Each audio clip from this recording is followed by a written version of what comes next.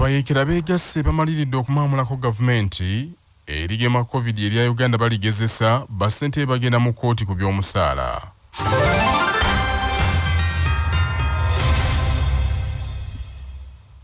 Minisitule y'ebyobulamu yeeyanzizza nnyo nnyini Ssaabasajja Kabaka empologoma ya Buganda Ronald Mwenda Mutebi II olw'akaweefube gw'atadde mu kutumbula ebyobulamu mu bantu be era neeyama okwongera okunyweza enkolagana n'Obwakabaka bwa Buganda mu kutumbula ebyobulamu naddala mu kulwanyisa ekirwadde kirumima mawuggwe. Minisitule okusiima Kiddiridde Namungi w'omuntu ajjumbidde okugema okw'ekikungo okw'ekirwadde kya COVID-19 ku mbuga ya Buganda enkulu Bulange Mengo abadde talabwangako bukyankaweefube n'atandikibwawo.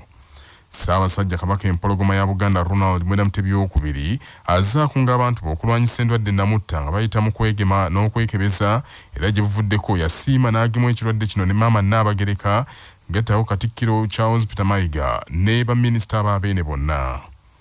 Dr. Daniel Kyabayinze omukwanaganya w'ebyokugema nga yakiikiridde Diana Twine omuteesiteesi omukulu mu minisitule y'ebyobulamu asinzidde ku mbuga Bulange Mengo ne yeebaza nnyo nnyini Namunswa olw'okulowooza ku bantu be era n'asaba obukulembeze obw'enno n'obusigadde bulabire ku Buganda. Njagala okutwala omukisa guno okusiima Ssaabasajja empologoma ya Buganda baffe Cuucu okutukkiriza okujjako mu mbuga eno ne tuleetawo ebyobujjanjabi era ye nga bw'ali omumuli era omusaale mu byobulamu ngaffe gavumenti ya wakati ekitongole ky'ebyobulamu era ekyo tukyogera nga gavumenti tusiimye tweyanzege kye tulabye wano kituwadde omukisa okukunga nti tusaba abakulembeze bonna ab'ennono n'ab'ebitundu kubanga abantu babayina ate eddoboozi lyayo lyogera omulundi gumu bonna ne balabikako kati gye tunagenda tusaba bayogere abantu bajje tubageme era mutwala omukisa guno okugamba nti tugenda kubeera erango tugenda kubeera etteeso wiiki ejja tuyinte abantu mu kikungu mu bangi bwe tutera abakulembeze baabo tubasaba bakolewe kyekimu nga kitulabye wano. Dr. Kyabayinza agambye nti bakopa kye balabye wano ku mbuga e Buganda bakigezeseeko ne ku bannabyamizannyo okwetolera Buganda ne Uganda nabo baweebwe ennaku ez'enjawulo bagemebwe omulundi gumu. Okusinziira ku kye tulabye wano abantu bajjumbidde nga radio yaffe ne TV enkwanya abantu zimaze okulaga nti bamanyi okukunga abantu kye tulabye wano tusaba n'ab'emizannyo ttiimu zonna ez'emizannyo ez'enjawulo amasimu g'amasaza gonna gajje tugafunire olunaku ng'ennamboole tugambe nti n'olunaku lwakugema babyamizannyo bonna bajje oba bawuzi oba bakubi ba bikonde oba ba mupiira bonna bajje tugambe nti abazannyi emizannyo tubagemye kubanga tulabye ebisaawe mu Bungereza byaggulawo naye teryayingira nga talina ki kakadi kalaga kugema singa naffe tugama abanagenda mu muzannyo abakusooka okusamba ne bakooki baabwe bonna bajje tubageme tufuneyo olunaku tugende Namboole oba wanaaba awangu wonna tugambe nti bo beekunze bazine bana ba 3,000 ne bana ba 7 mu lunaku lumu tusobola okukola enteekateeka ne tubagema. Minisita y'ebyobulamu n'ebyenjigiriza mu Bwakabaka bwa Buganda ow'ekitiibwa Dr. Prosperous Nankindu Kavuma ategeeza nti omulimu gw'okugema gujjumbiddwa nnyo era n'asaba abantu ba Ssaabasajja n'enkya babukeereza enkokola ku Sande bagemebwe.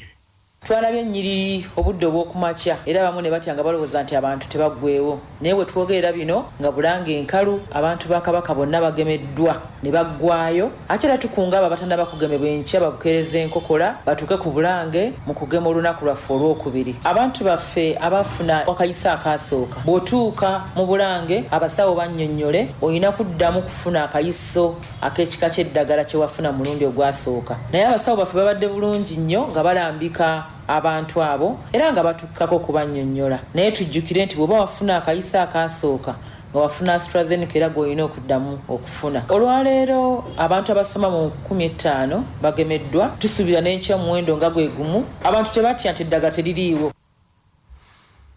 Abagemeddwa olwaleero basabye bannaabwe bakyali eyo babeegatteko. Mwanyanze Matovu Vincent nze nvudde bujuuko nenzija wano kasana wudde omulanga gwa Ssaabasajja ne ngamba kangende era singa kye bakola okusooka singa n'omuwendo gulinnye wano mu Uganda kubanga kati wano Buganda ekuŋŋaanya buli muntu kino nakyo kiggwe tutandika okukola batusibidde nnyo awaka. Master Kabito Judy omukulembeze w'ekibiina kya Nansana Private Teachers Association kunga basomesa bannange mwenna abatannaba kwegemesa mujje wano nga Ssaabasajja Kabaka bwe yategese okwegemesa mujje mwegemesa tumese enkya abatasobodde okujja olwaleero. Amanya gange Nzasimwe Gloria Baligezesa mu kabaawo ekitebi. Nebaza nnyo Ssaabasajja okutufaako, okutulabirira, okutulwanako alabe nga tufuna obulamu. Kubanga tubadde tetumanyi nawe tutandikira byonna byonna nga byatusobera dda. Weebale nnyo ssebo Ssaabasajja. Enteekateeka eneewomeddwamu omutwe Uganda Brewers Limited, CBS FM Radio Bujajja, BBS Telefina, Coca-Cola, Safe Border, Private Sector Foundation Uganda, Our Nice Uganda, Uganda Red Cross Society, KCCA, tugende n'abavujjirizi abalala bangi nnyo era nga yakomekerezebwa enkya ku Sande. Olukiiko lwa bannassaayansi olunoonyereza ku ddagala erineeyambisibwa okugema n'okujjanjaba ekirwadde kya COVID-19 mu nteekateeka y'omukulembeze w'eggwanga ey'okulwanyisa endwadde enkambwe eya Presidential Scientific Initiative on Epidemics lutandise okugezesa eddagala erigema COVID-19 ku bisolo erivumbuddwa bannassaayansi ba kuno. Olukiiko luno lukulemberwa Minisita w'ebya Science ne Tekinologiya era omuwabuzi w'omukulembeze w'eggwanga ku ndwadde enkambwe Dr. Mukooti Musenero lugambye nti batuuse ku mutendera ogw'okuna ogwogezesa eddagala eryo. Minisita oyo Dr. Mukooti Musenero ategeezezza Kyabbasa nti ekigendererwa kya kulwanyisa COVID-19 obutasaasaana mu ggwanga n'okulaba obanga eddagala erivumbuddwa lisobola okukola obulungi. Stage 7 ebeetegeeza nti tumaze clinical trials oba ogezesa mu bintu ebirala ebitali ki bantu. Stage 8 oba oyingira mu ki mu kugezesa mu bantu kubanga okutuusa ekintu n'okiteeka mu muntu okukikebeza nnyo. Kati tuli ku stage eyo gye tuteekawo capacity okusobola okufulumya binaatutwala ku stage 8. Kati project emu ekolaawo vaccine yaffe endala eri ku stage ya 5, endala ziri awo ku stage ya 3 kubanga twagikola strategically bwezityo. Eno vaccine egenda kutuyamba okufuna teknologiya gye bujja vaccine yonna ekirwadde kyonna ekivaayo kijja tutwalira myezi 3-4 nga tulina vaccine nga bali bwe bakikola. Wabula olukiiko luno lutegeezezza nti lukyalina okusoomoozebwa okw'ebbula ly'ensimbi nga mu kaseera kano bakafuna ensimbi obuwumbi 32 mu obukadde 33 mu bbanga ery'omwaka omulamba era nti ku zino kuliko ensimbi obuwumbi 15 n'obukadde 747 ze baakozesa okugula ebyuma bye bakozesa. Annyonnyodde nti obuwumbi 13 mu obukadde 217 zaggweredde mu banoonyereza so ng'ensimbi obuwumbi 3 mu obukadde 32 ze zaakozeseddwa mu okuddukanya emirimu gyabwe. Musenero asekeredde nnyo ababiityebeka nti baayobwa ensimbi ezisoba mu buwumbi 59 ne balimu okufulumya eddagala erigema ekirwadde kya COVID. Kubanga bwe mba njogedde amazima nga sirina kintu kyonna kati oyo omuntu aleete bwino oba ava mu Auditor General's report oba aleeta check n'alaga abantu nti nabba ssente kubanga ne bwe mulaba ssente ze mbasomedde ziri mu biliyoni 3 n'ekintu kati ate biliyoni 7 zaavaawa ekyo olwedde kibalaga nti kintu kya bulimba. Ssente zitafuluma mu finance zaalagawa. Ekyokubiri ne bagamba nze nasalawo nti president agalewo ministry nga nyimirirawa. Dr. Shirabalinda omukugu mu kitongole kya Uganda Virus Research Institute ategeezza nti enteekateeka gye baliko si ya kukoma ku kirwadde kya COVID-19 kyokka ekiriwo wabula n'okutaasa eggwanga endwadde endala enkambwe eziyinza okubalukawo akadde konna. Kati nga ffe abali mu vaccine design twacollectinga dda samples okuva mu mazike tuzitutte mu laabu backbone ekoleddwa tukyali kati mu process eyo gitestinga tulabe nti kyekyo kyennyini kye twali tugoberera. Backbone eyo eba ekola ku okola vaccine eya COVID-19 ne twongerako n'endwadde endala. When we get another pandemic naffe tujja kuba ku misinde nga gali amawanga amaki agali developed kuba ku luno baali maaso nga teffe tuli ku start line naye in 1 year because funze project eyange gye nkulira experiments twazitandika mu December naye kyewuunyisa okulaba nti in just omwaka tegunnawera we have a backbone ate nga tubadde ne challenges byogula biva bweru. Omubaka Yona Musinguzo w'entungamo wiki eno yennyini yakawaŋŋamudde nti minisita oyo Dr. Musenero yadyekaddyeka omukulembeze eggwanga n'amuggyako obutimbe bw'ensimbi ng'amusuubizza okukola eddagala erigema COVID-19 eritannalabwako. manya obuvuna obuddo obw'eddembe lyo tonyigirizibwa ddembe lyo ery'obwebanga. Kimenya mateeka okusaasanya akawuka akaleeta mukenenya nga munnamateeka Luyimbazi Nalukoola bw'annyonnyola. Singa omuntu asiiga munne akawuka akaleeta siriimu mu bugenderevu bwe gumala ne gumuka mu vvi asobola okusibwa mu nkomyo okumala ebbanga eriwera emyaka 10. Ssentebe ba disitulikiti mu mukago ogubagatta ogwa Uganda Local Government Association basazeewo okuddukira Mukooti okaka gavumenti okubasasula omusaala ogubajyamu. Bagamba nti gavumenti erina okubasasula ensimbi ez'enkanankana n'ezeesasula ababaka ba Parliament nti kubanga ebisaanyizo ebibasabibwa bye bimu ate nga bakola emirimu mingi nnyo n'okusinga abo ababaka ba Parliament be mulaba.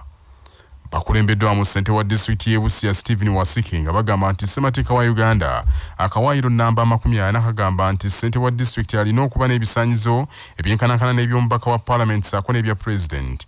Kyokka nti bwe bituuka ku by'ensasula bo baweebwa busente bwa lusuluugi.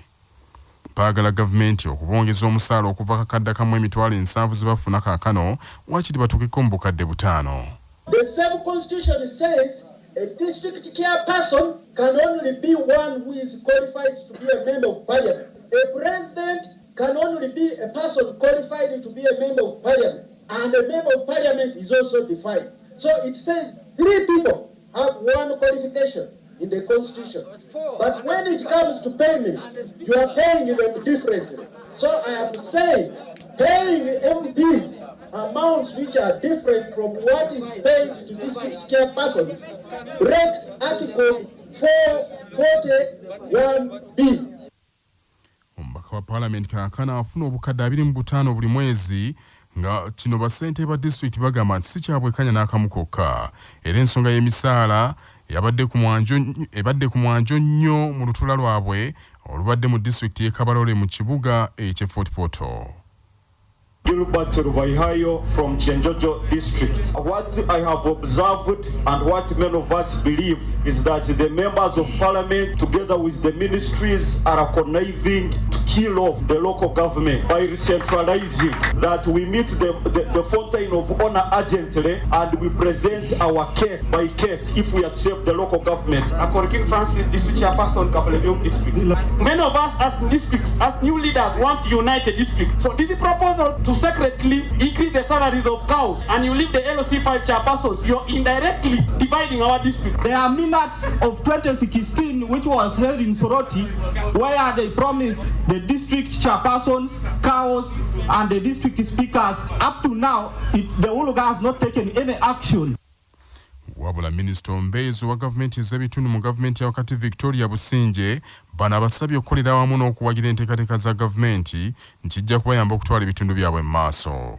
The country is stressing cohesion. Right from cabinet, and cohesion must trickle down to you and to the people below you. We already have complaints. You are not even half a year in the chairs, that some chairpersons have grown wings. They are untouchables. They can't listen. They are not transmitting information. They are all conflicting with the technical staff. That is very bad and it must stop.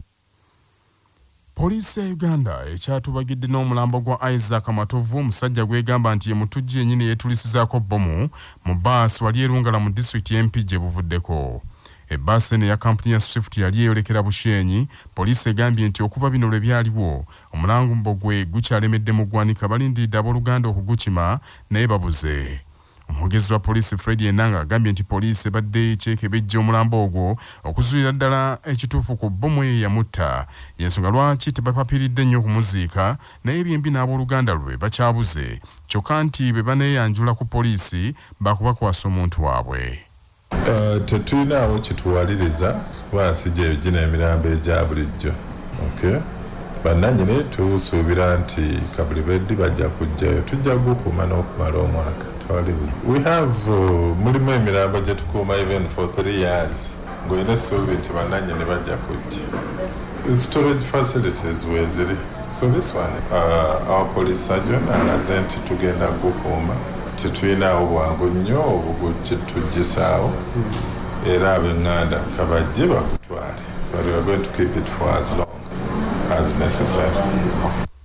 Wabula ensonda ezimu zigamba nti abooluganda lw'Amatovu Isaac baasalawo okwekweka nga batya poliisi okubakwata kubanga eno yamala dda okulangirira nti omugenzi yali akolagana n'abajambula ba ADF. Poliisi yategeeza dda nti omugenzi oyo yali ku lukalala lw'abantu abaali beetaagibwa ennyo ku misango gy'obutujju. Juuzi ku Lwokuna ab'ebyokwerinda baazinda amaka agamu ebolenga ku lw'Emityana ng'eyo nno kigambibwa nti Yusufu Muwonge munywanyi w'Amatovu gye yali yeekukumye naye olwawulira abasirikale nga batuuse yeemulula busota n'ayita mu kituli n'atonta.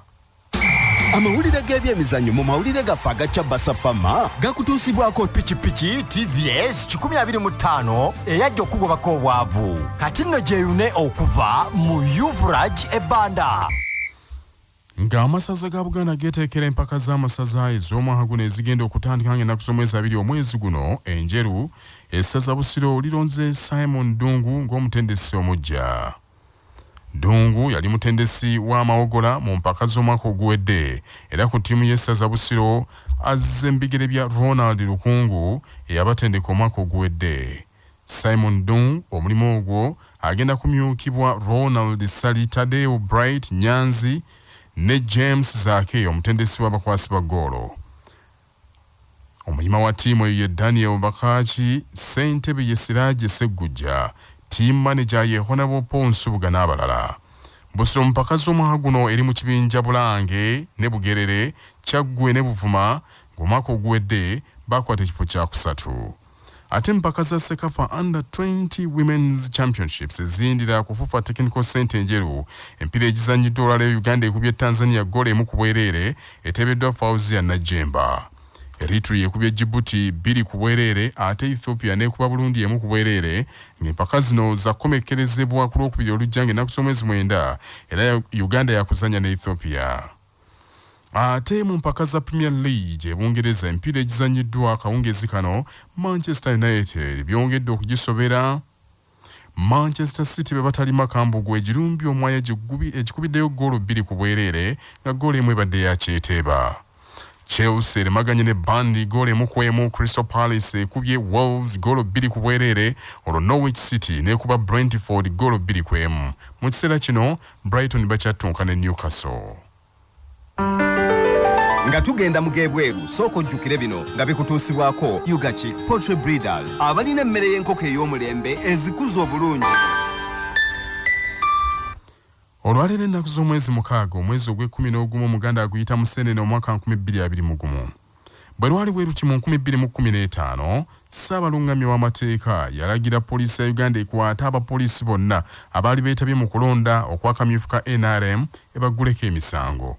Kino kyava ku mupoliisi ayitibwa Maurice Latigo ow'eggulu eyalabibwa ensi yonna ng'ali mu lunyiriri ne bannakibiina kya NRM ng'alindiridde okusuula akalulu ke kyokka ng'ali mu yunifoomu ya poliisi. Akalulu yakalonderako poliisi primary school mu kibuga ky'eggulu kyokka n'ekyewuunyisa omupoliisi oyo yali wa mayinja ng'ali ku ddala lya inspector nga kibuusibwabuusibwa ddala kye yali akola yali takitegeera.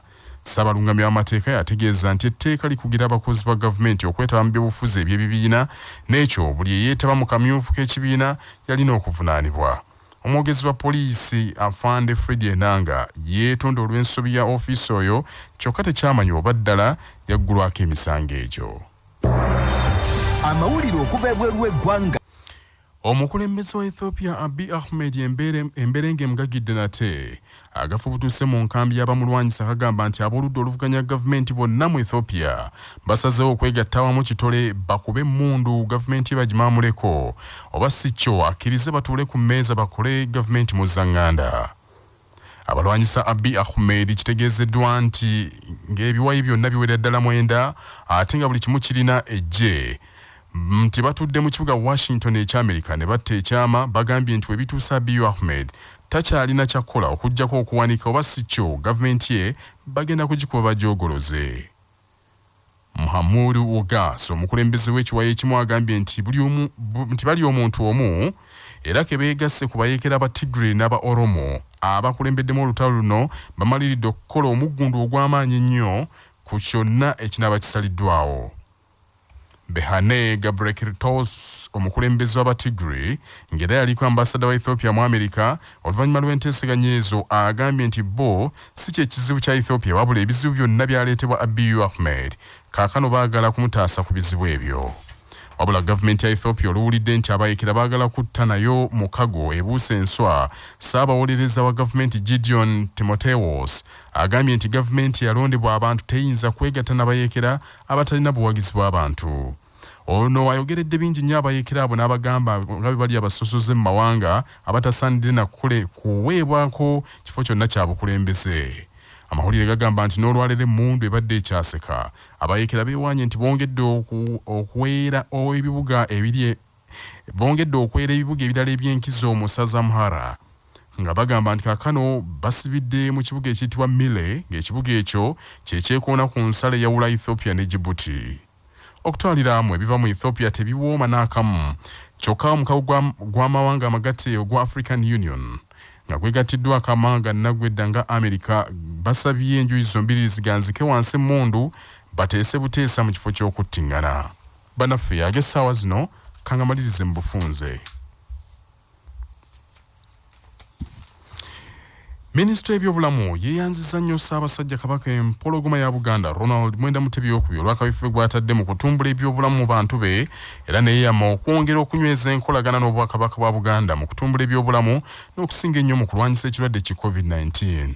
Kiddiridde Ssaabasajja okunga abantu b'okugemebwa ekirwadde ki COVID-19 ne beeyiwa mu bungi ennyo ku mbuga ya Buganda enkulu Bulange Mmengo olwaleero nga n'enkya eryero okugema. Okikola bannassaayansi olunoonyereza ku ddagala erineeyambisibwa okugema COVID-19 mu nteekateeka y'omukulembeze w'eggwanga lutandise okugezesa eddagala erigema ekirwadde ekyo ku bisolo erivumbuddwa bannassaayansi ba kuno. Bassentebe ba disitulikiti n'abakulembeze ba gavumenti ez'ebitundu mu mukago gwabwe ogwa Uganda Local Government Association basazeewo okuddukira mu kkooti okaka gavumenti okubasasula omusaala ogubajyamu. Omukulembeze wa Ethiopia Abiy Ahmed emberenge emugagidde nate agavudde mu nkambi y'abamulwanyisa agamba nti aboludde oluvuganya gavumenti bonna mu Ethiopia basazeewo okwegatta mu kitole bakube emmundu gavumenti ye bagimaamuleko oba si kyo bamukkirize batuule naye ku mmeeza bakole gavumenti mu zzaŋŋanda.